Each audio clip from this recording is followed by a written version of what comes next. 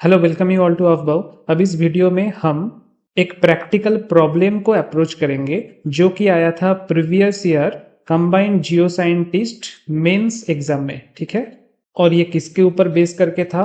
This was based upon UV visible spectroscopy, जिसके ऊपर मैंने एक वीडियो बनाया था कि कैसे आप बियर लैम्बर्ट्स लॉ डिराइव करोगे, जिसका लिंक मैं डिस्क्रिप्शन में आपको दे दूंगा। बियर लैम्बर्ट्स लॉ एक बार मैं वापस से डिस्क्राइब कर देता हूं कि absorbance equals to epsilon CL. ये था बियर लैम्बर्ट्स लॉ का फॉर्मूला, जहां पे ए डिनोट करता है एब्जॉर्बेंस ऑफ द एनालाइट।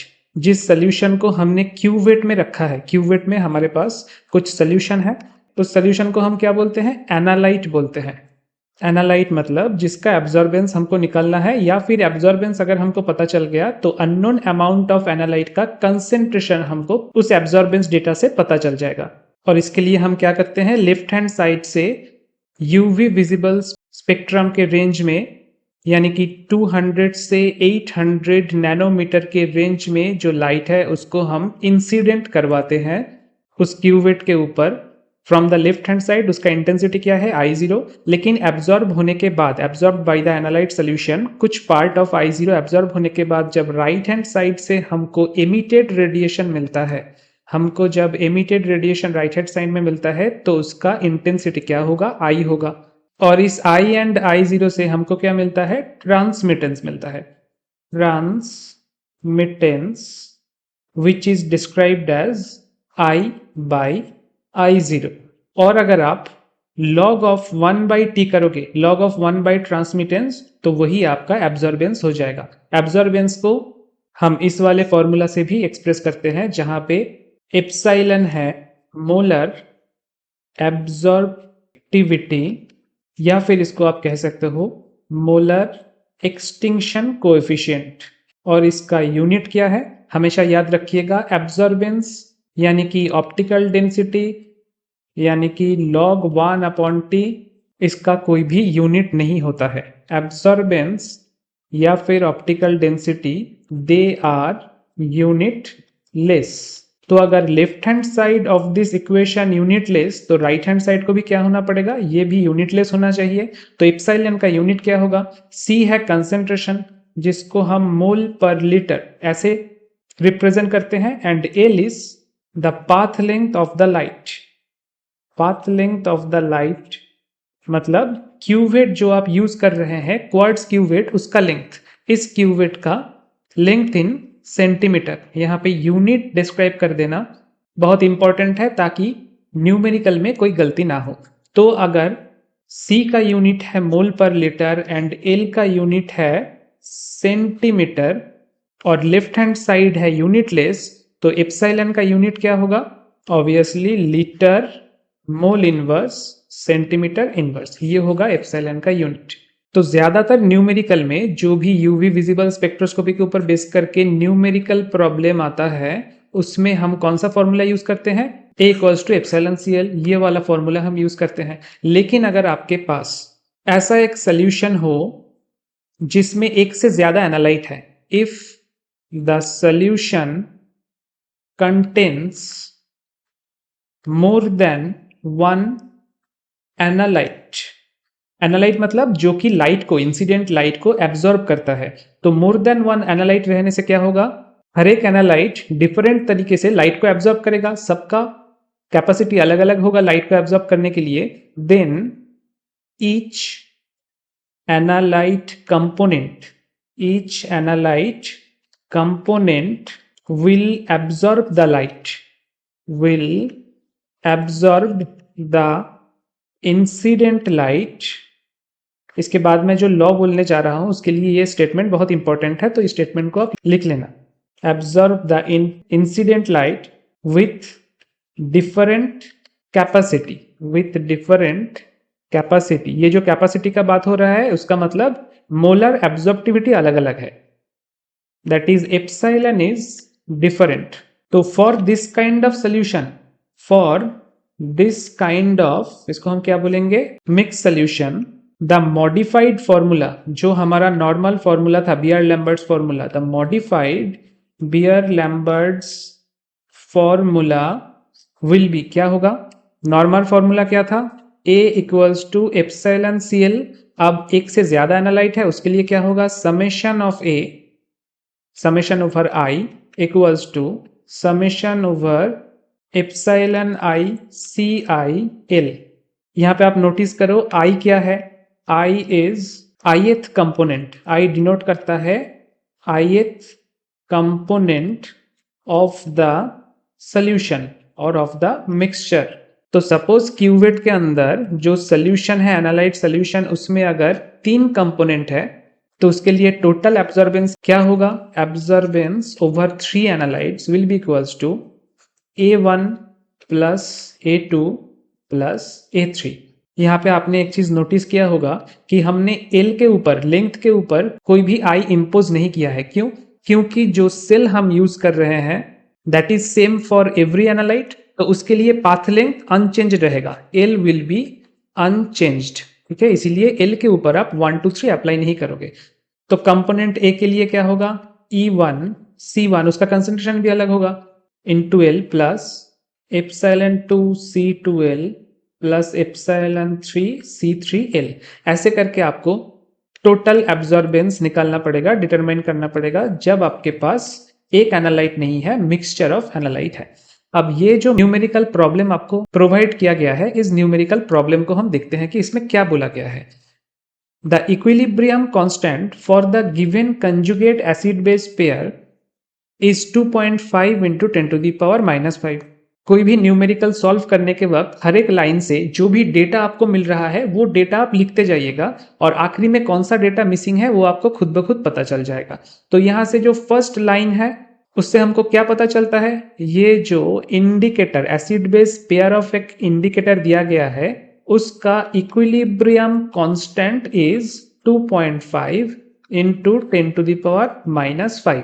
तो इस फर्स्ट इंफॉर्मेशन को हम एक बार डॉक्यूमेंट कर लेते हैं, टैबुलेट कर लेते हैं। क्या होगा, HIN, this is nothing but an indicator जो कि एसिडिक इंडिकेटर है। एसिडिक इंडिकेटर मैं क्यों बोल रहा हूं, क्योंकि ये डिसोसिएट होने के बाद H प्लस IN- इस फॉर्म में रहता है। तो हमारे पास जो इक्वेशन है, हमने क्या किया है, उस इक्वेशन में बस सोल्यूशन में जो वाटर है उस वाटर को इसके साथ ऐड कर दिया है। वाटर को इसके साथ अगर आप एडिशन करके लिखोगे तो क्या होगा, ये जो H प्लस है वो H3O प्लस हो जाएगा और बाकी का अनचेंज रहेगा। तो यही इक्वेशन आपको दिया गया है। और इसका इक्विलिब्रियम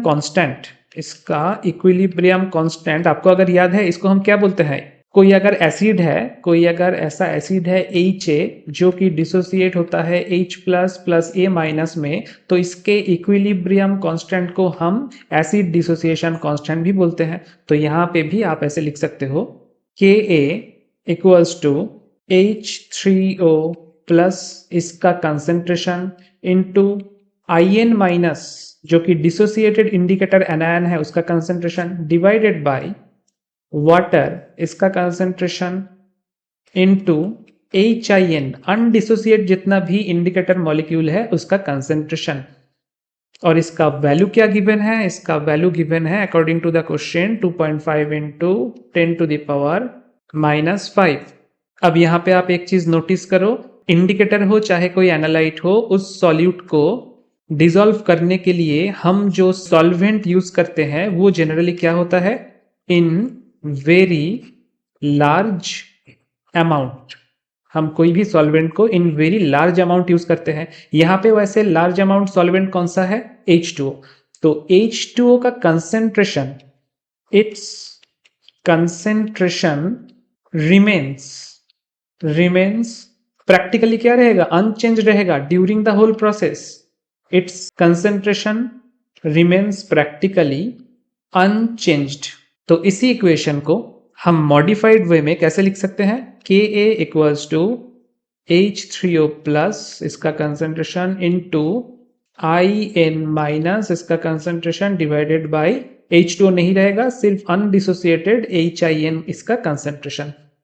और वैल्यू हमें पता ही है 2.5 इंटू 10 टू द पावर -5। अब देखते हैं नेक्स्ट इंफॉर्मेशन न्यूमेरिकल प्रॉब्लम में क्या दिया हुआ है। नेक्स्ट लाइन है कि determine the absorbance at 430 nanometre.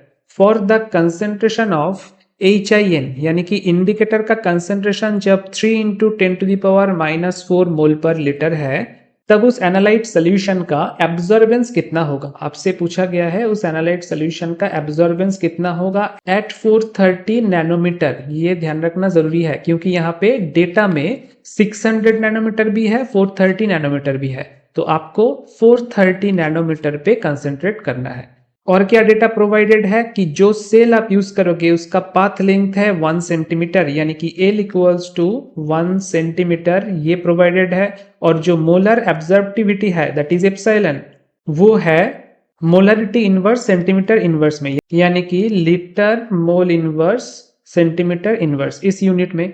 तो अभी तक हमको इस पैरा से क्या क्या डेटा मिल गया, HIN का कंसेंट्रेशन मिल गया, ठीक है, 3.0 इंटू 10⁻⁻⁴ मोलर।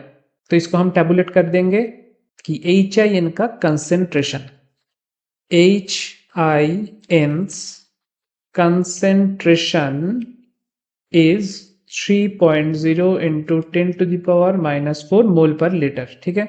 अब हम आते हैं सोल्यूशन में कि हम इस एनालाइट सोल्यूशन का एब्जॉर्बेंस कैसे निकालेंगे। उसके लिए और एक बार हम इसको लिख लेते हैं, HIN प्लस H2O इक्विलिब्रियम में डिसोसिएट होके क्या होगा, H3O प्लस IN माइनस। अब एक चीज को आप समझो, ये है एक इंडिकेटर का फॉर्म, ठीक है, इसका एक पर्टिकुलर कलर होगा, सपोज इट हैज कलर 1।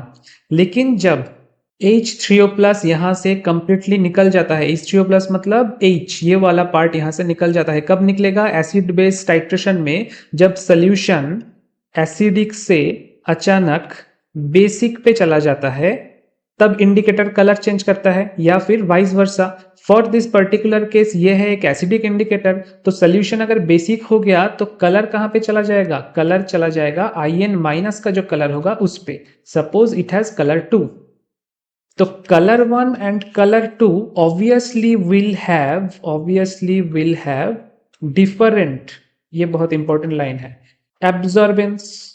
इन दोनों का मतलब HIN का जो एब्जॉर्बेंस होगा, absorbance of HIN will not be equals to absorbance of IN minus, दोनों अलग अलग फॉर्म है, तो इस चीज को आपको ध्यान में रखना पड़ेगा। तो अब हम कौन सा वाला फॉर्मूला अप्लाई करेंगे, यहां पे मैं थोड़ा बहुत इरेज कर देता हूं, आपको बियर लैम्बर्ट्स फॉर्मूला अप्लाई करना पड़ेगा, but which formula, the formula for mixture, जो मैंने इस लेक्चर के पहले बताया था कि A total absorbance total will be equals to summation of the components. तो यहां पे दो ही कंपोनेंट है, तो A टोटल होगा absorbance of HIN plus absorbance of IN minus. अब एब्जॉर्बेंस ऑफ HIN क्या है, इसी लाइन को यहां पे एलाबोरेट करके लिखते हैं, A total equals to absorbance of HIN plus absorbance of IN minus. यहां पे भी एक चीज आप अपने अंडरस्टैंडिंग में बिठा लीजिए कि ये जो HIN है, this is not just the indicator, it is undissociated form of indicator, ठीक है, ये अनडिसोसिएटेड फॉर्म है इंडिकेटर का। और ये जो IN माइनस हम बोल रहे हैं, ये क्या है, this is dissociated form of indicator. तो ऑब्वियसली क्या होगा, ऑब्वियसली इन दोनों का कंसेंट्रेशन भी अलग अलग होगा, HIN का एंड IN माइनस का कंसेंट्रेशन भी अलग अलग होगा। और क्योंकि इन दोनों का कलर अलग है, तो एप्सिलॉन भी इन दोनों का अलग अलग होगा। तो इसी लाइन को अगर हम दोबारा लिखें तो क्या होगा, epsilon of HIN into concentration of HIN into L unchanged रहेगा क्योंकि हम एक ही क्यूवेट में इस पूरे सोल्यूशन को लिए हैं जिसका पाथ लेंथ है L, so L will be unchanged, plus epsilon of IN minus concentration of IN minus into L। अब बताओ कि इस इक्वेशन में आपके पास नोन पार्ट क्या है और अननोन पार्ट क्या है। ये क्या है, टोटल एब्जॉर्बेंस, और हमें टोटल एब्जॉर्बेंस निकालना है एट 430 नैनोमीटर। तो अगर आप क्वेश्चन पे जाओगे, वहां पे numerical value of epsilon HIN ये प्रोवाइडेड है, ठीक है, this is provided at 430 nanometre. Concentration is not provided, length is provided कि 1 सेंटीमीटर। वैसे ही सेकेंड पार्ट में molar absorptivity of IN minus, ये भी देखोगे कि प्रोवाइडेड है एट 430 नैनोमीटर। दो डेटा आपको प्रोवाइडेड मिलेगा, एट 430 नैनोमीटर और दूसरा 600 नैनोमीटर। आपको 430 वाला पिकअप करना है, 600 वाला नहीं। उसके बाद कंसेंट्रेशन ऑफ इंडिकेटर माइनस, ये आपको नहीं पता है। और फाइनली ये जो एल है, this is 1 centimetre, it is also provided. तो आपके पास कौन सा दो डेटा मिसिंग है? ये एक डेटा मिसिंग है, ये एक डेटा मिसिंग है, यानी कि concentration of HIN that is missing and concentration of IN minus that is missing. अब आप मुझसे एक सवाल कर सकते हैं कि क्वेश्चन में जो डेटा दिया गया है, according to that data concentration of HIN is given. आप एक बार क्वेश्चन दोबारा देख लो। यहां पे आप देखो इस पोर्शन से कि for the concentration of HIN 3.0 into 10⁻⁻⁴ mole per litre, ये जो गिवन है HIN का कंसेंट्रेशन, इसको हम कंसीडर क्यों नहीं कर रहे हैं? एक बार कंसेंट्रेशन को हम लिख लेते हैं। Given that concentration of HIN equals to 3.0 into 10⁻⁻⁴ mole per litre. तो कंसेंट्रेशन ऑफ HIN तो गिवन है, but that would be incorrect. अगर आप इसको कंसेंट्रेशन मानते हो, दैट वुड बी इनकरेक्ट, और आपका एब्जॉर्बेंस का वैल्यू क्या आएगा? रॉन्ग आएगा, इससे अगर आप कैलकुलेट करोगे तो। बिकॉज आप एक चीज समझो, डिसोसिएशन किस चीज का हुआ है? डिसोसिएशन हुआ है HIN as a whole indicator का। And after getting dissociated, इसका एक फॉर्म है that is IN माइनस, और अनडिसोसिएटेड फॉर्म है HIN माइनस। तो जब भी हम बोल रहे हैं कि concentration of HIN equals to 3 into 10⁻⁻⁴ mole per litre, तब हम किसको इंप्लाई कर रहे हैं? टोटल कंसेंट्रेशन को। ये समझना बहुत जरूरी है, टोटल कंसेंट्रेशन को हम इंप्लाई कर रहे हैं। यानी कि टोटल कंसेंट्रेशन में क्या क्या आता है? टोटल कंसेंट्रेशन में अनडिसोसिएटेड, ये क्या है? अनडिसोसिएटेड इंडिकेटर, इंडिकेटर का जितना पार्ट अनडिसोसिएटेड रह गया। और ये क्या है? This is dissociated part of indicator, कि इंडिकेटर का जितना पार्ट डिसोसिएटेड होकर सोल्यूशन में एज IN माइनस आया है। सो हमारे पास जो वैल्यू गिवन है that is concentration of HIN, यानी कि undissociated indicator plus concentration of IN minus. ये वैल्यू आपको गिवन है, ना कि सिर्फ IN। और ये आपको समझना पड़ेगा कि आपके पास ये डेटा गिवन है, सिर्फ इसका कंसेंट्रेशन नहीं गिवन है। लेकिन आपको तो अलग अलग से चाहिए होगा कि कंसेंट्रेशन ऑफ HIN क्या है, कंसेंट्रेशन ऑफ IN माइनस क्या है ना, टोटल एब्जॉर्बेंस को निकालने के लिए। तो आप कैसे अप्रोच करोगे? अभी थोड़ी देर पहले जो इक्विलिब्रियम कांस्टेंट का हमने इक्वेशन लिखा था, यहाँ पे आप नोटिस कीजिए, ये जो इक्विलिब्रियम कांस्टेंट वाला इक्वेशन हमको मिला था, इसको दोबारा हम एक बार लिख लेते हैं कि Ka equals to H3O plus इसका कंसेंट्रेशन इनटू IN माइनस इसका कंसेंट्रेशन डिवाइडेड बाय HIN इसका कंसेंट्रेशन। ये क्या है? अनडिसोसिएटेड इंडिकेटर, ये है डिसोसिएटेड इंडिकेटर। और इसका वैल्यू क्या गिवन है क्वेश्चन में? 2.5 इंटू 10⁻⁻⁵। अब इस इक्वेशन को आप ध्यान से देखो, मैं यहाँ पे इरेज कर देता हूं। अगर रिएक्शन के शुरुआत में ये अनडिसोसिएटेड इंडिकेटर 100% अनडिसोसिएटेड था, और रिएक्शन के बाद में सपोज ये 40% डिसोसिएट हुआ, तो हमारे पास IN माइनस कितना आएगा? इसको अगर हम 1 बोलेंगे एट इनिशियल लेवल, इसका कंसेंट्रेशन अगर हम 1 बोलेंगे एट इनिशियल लेवल, तब H प्लस भी अनडिसोसिएटेड था और इंडिकेटर भी अनडिसोसिएटेड था। लेकिन अब ये 40% इंडिकेटर डिसोसिएट हो चुका है, मतलब अब हमारे पास 0.4 ये कंसेंट्रेशन है IN माइनस का, और ऑब्वियसली उसके साथ 0.4 कंसेंट्रेशन होगा किसका? H प्लस का, क्योंकि HIN से ही दोनों डिसोसिएट हुए हैं। और बाकी कितना बचा HIN, यानी कि अनडिसोसिएटेड इंडिकेटर कितना बचेगा? 0.6, क्योंकि 0.6 प्लस 0.4 करके ही हमें टोटल 1 मिलता है। और ये लाइन आपको मैंने इसलिए बताया कि after dissociation H plus and indicator minus ion का कंसेंट्रेशन एक दूसरे के साथ इक्वल होता है, यानी कि जितना अमाउंट H प्लस डिसोसिएट हुआ है उतना ही अमाउंट इंडिकेटर भी डिसोसिएट हुआ है। तो इसको हम कैसे लिख सकते हैं? We can write that H plus का concentration equals to indicator minus इसका कंसेंट्रेशन। तो ये जो आपके पास दो इक्वेशन आया, मैंने इसीलिए इसी पेज पे दिखाया ताकि ये दोनों इक्वेशन, ये एक इक्वेशन, इक्वेशन नंबर 1 और ये दूसरा इक्वेशन, इक्वेशन नंबर 2 एक साथ आप देख पाओ। तो इक्वेशन नंबर 1 हमें ये कहता है कि डिसोसिएटेड इंडिकेटर का जितना कंसेंट्रेशन है H प्लस या फिर H2O प्लस का भी उतना ही कंसेंट्रेशन है। तो इस इक्वेशन को Ka वाला इक्वेशन में आप यूज कर दो तो क्या मिलेगा आपको? Ka equals to H3O plus के जगह पे आप In माइनस लिख सकते हो और एक In माइनस ऑलरेडी आपके पास था तो In माइनस स्क्वायर हो जाएगा और नीचे क्या है? HIN।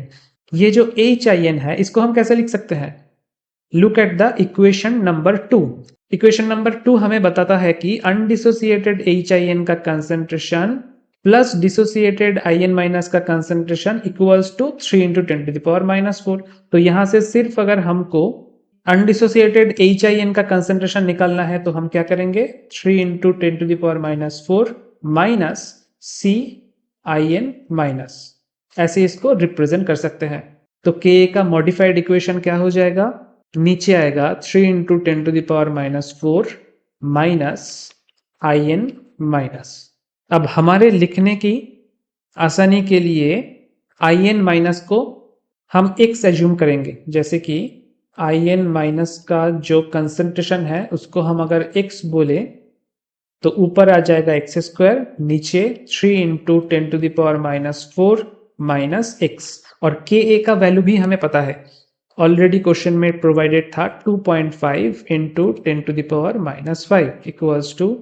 अब इस इक्वेशन को अगर आप सॉल्व करोगे तो क्या आएगा? नेक्स्ट लाइन पे 7.5 into 10 to the power minus 9 minus 2.5 into 10 to the power minus 5 into x equals to x square.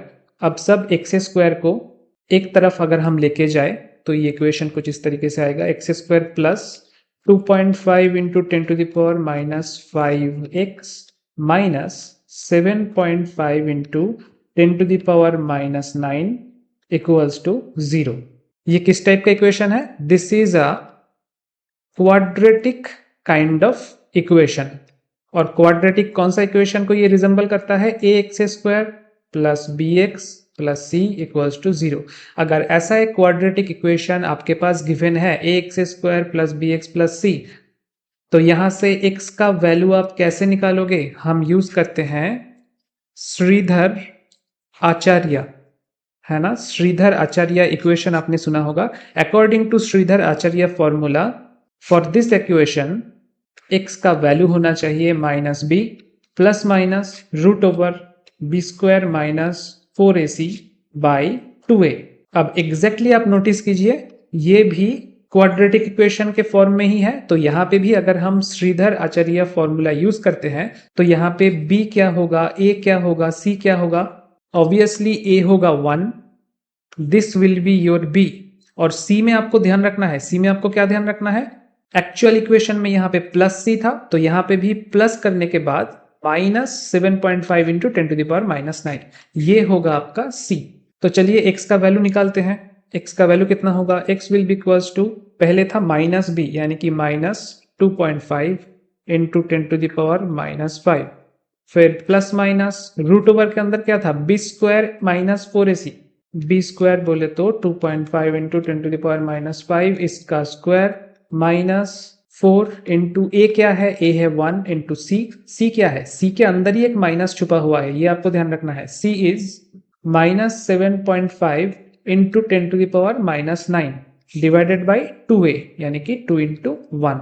इसको आप सॉल्व करोगे तो नेक्स्ट लाइन में आपको कुछ ऐसा मिलेगा, minus 2.5 into 10 to the power minus 5 plus minus, ध्यान रखना यहाँ पे 2 है ना, प्लस माइनस आप कौन सा वाला यूज करोगे वो आपको आखिरी में पता चलेगा।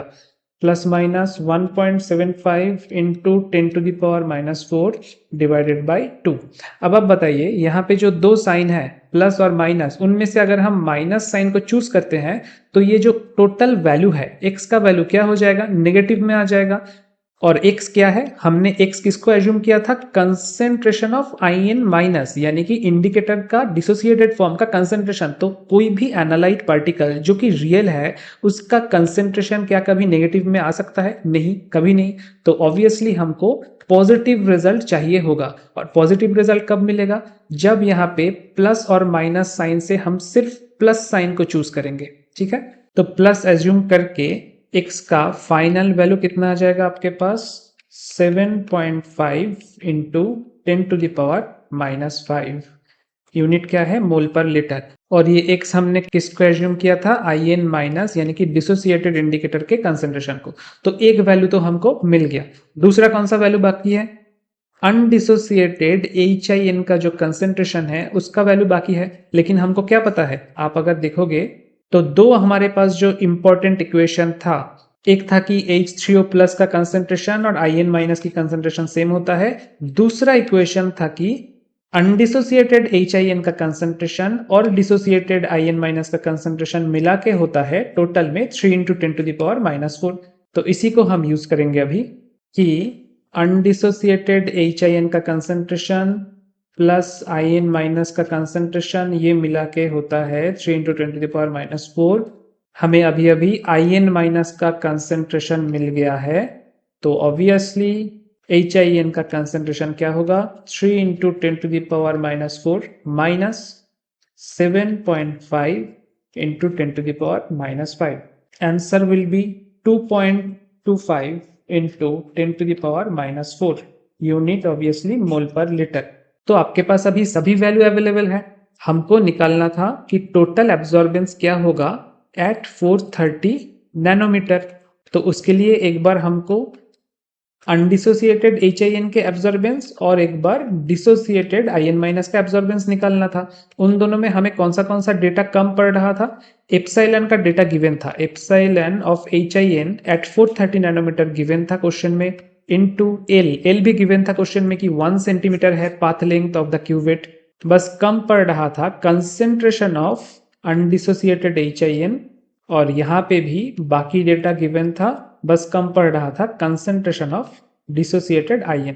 अब इन दोनों का वैल्यू आप पुट कर दो, इन दोनों का वैल्यू अगर आप पुट कर दोगे तो क्या हो जाएगा, मोलर एब्जॉर्प्टिविटी का वैल्यू आप एक बार क्वेश्चन से देख लो। देखो क्वेश्चन में क्या था, ये रहा आपका क्वेश्चन, यहाँ पे मोलर एब्जॉर्प्टिविटी एट 600 नैनोमीटर दिया हुआ है, जो कि हमें जरूरत नहीं है। हमें 430 नैनोमीटर वाला डेटा जरूरी है। HIN का वैल्यू होगा 4 इंटू 10⁻3, इस वैल्यू को आप लिख लीजिए, और IN माइनस का वैल्यू होगा 3 इंटू 10⁻2, इस वैल्यू को भी आप लिख लो। अभी हम इसको यूज करेंगे। तो 4 इंटू 10⁻3 इंटू एल का वैल्यू क्या है 1 सेंटीमीटर, इंटू अभी अभी हमने कंसेंट्रेशन निकाला 2.25 इंटू 10⁻⁻4, और राइट हैंड साइड में एप्सिलॉन ऑफ IN माइनस का वैल्यू प्रोवाइडेड था 3 इंटू 10⁻2 इंटू एल का वैल्यू 1 सेंटीमीटर, इंटू, अच्छा यूनिट ध्यान पे रखिएगा कि एप्सिलॉन का यूनिट होना चाहिए litre mole inverse centimetre inverse में, एल का यूनिट होना चाहिए सेंटीमीटर में, और कंसेंट्रेशन का यूनिट होना चाहिए मोल पर लीटर में। अगर इसमें नहीं है यूनिट तो आप कन्वर्ट करके फिर मैथ करना चालू करना। हाँ, तो यहाँ पे क्या होगा, concentration of IN minus 7.5 into 10⁻⁻5। अब इसको सॉल्व करोगे तो यू विल गेट 0.9 यहाँ से, और यहाँ से 0.0225। So final answer 0.9225। आपको आंसर एक्सप्रेस करने के लिए कहा गया है up to 3 decimal, up to 3 decimal, तो आप इसको ऐसे लिखोगे 0.923। ये होगा आपका absorbance at 430 nanometre. This will be your answer, और ये रहा आपका 15 मार्क्स। So thank you.